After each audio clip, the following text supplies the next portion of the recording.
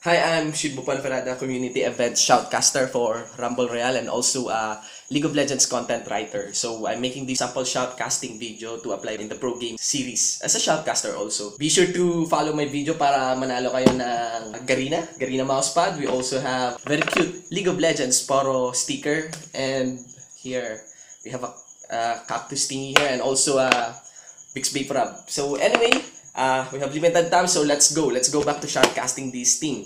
So Akeda 14 is pushing up top while Cydonia and Xyz are trying to go and farm up the mid. They've been spotted here by this ward. They've been spotted here by a ward, a really advanced ward. Now Cydonia trying to move forward. I think winaward na mabuti yung Baron. Now we have here JP Gavieta on Shyvana going to recall. Okay, so hinahinay muna tayo dito sa Summoner's Rift. Now, looking at the video, makikita nyo na lamang yung purple team. That's a score of 13-23. And I think Shyvana, yung carries talaga ng purple team na not Shyvana, but Syndra and Miss Fortune ay talagang lamang. They really have good KDAs in here. So, Akeda and Please Kill Me Baby, they spotted the ward here. They're trying to clear for the Baron. Somebody's pinging the middle. I think paparating na yung purple team. Now, Please Kill Me Baby trying to take a position here. Tingnan natin kung meron siyang mahook sa gitna. And that hook misses. And I also don't think that's not a good hook if mahook niya si Shyvana. Okay, that's as good as an initiate coming from Shyvana, from the blue team.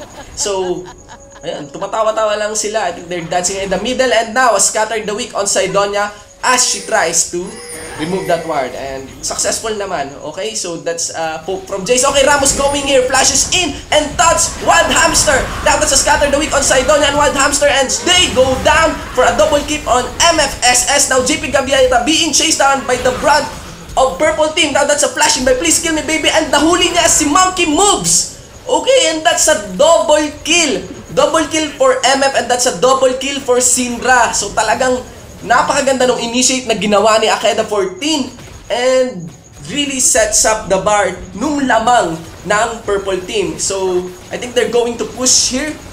Although kung titingnan, wala yata silang creeps. Now, Garrett trying to delay also some creeps here in the bottom. Now, purple team's dancing. Garrett going back. No. Now, nag-respawn na yung blue team, and Wild Hamster jumps in sa home team, pero ninakap lang siya ni Blitzcrank. Now, Please Kill Me Baby hook Cydonia but flashes out while Lux snipes Blitzcrank. Now, Monkey Moves, free hit siya habang hinahabol ni JP Gavieta si Akeda 14, and Akeda 14 will go down to Twitch. Now, that's a really painful poke, okay, and that's a Syndra SS coming from Garrett, and she flashes out as JP Gavieta zones him out. Okay, Monkey Moves stealths in, may mahabol kaya siya, and boom!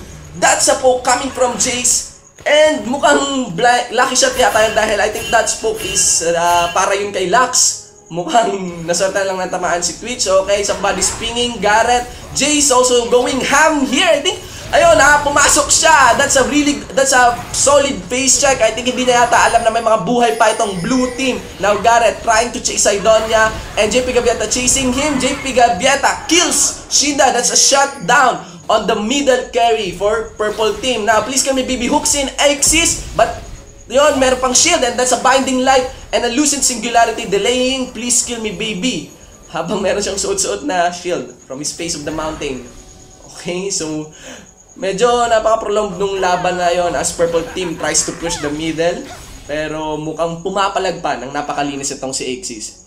Just comment na sana hindi sana tumalo nito si Kha'Zix agad-agad because it is very obvious naman, or I don't know, na merong knock-up si Blitz. And wala siyang magagawa doon. I think he has no SS that time also. Okay?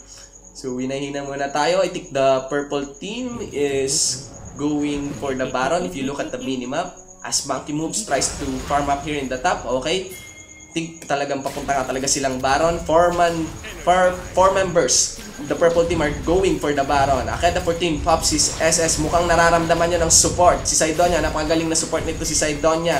To have that instinct to check the Baron. Nag-iwan siya ng ward. And now, everybody from the blue team knows na nagbabaron yung purple team. Now, they're going here.